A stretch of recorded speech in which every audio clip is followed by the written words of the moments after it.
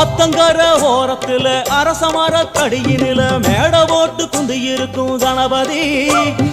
ஆத்தங்கர ஓரத்துல அரசமர தடியினில மேட போட்டு குந்தி இருக்கும் கணபதி.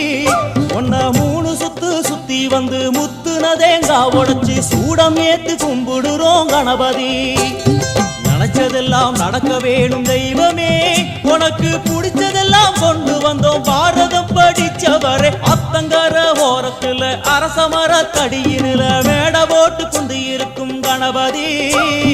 மேட போட்டு குந்தி இருக்கும் கணபதி.